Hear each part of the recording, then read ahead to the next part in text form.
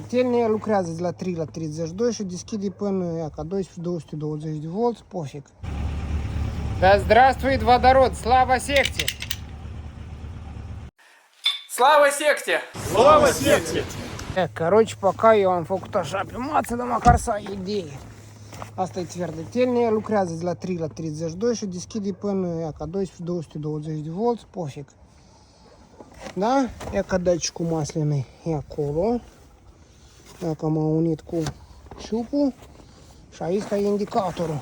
Dă-ți arăt cum se fânțclează. Ia că-l zvodesc. A, bля, trebuie să-i fac huia asta. Opa!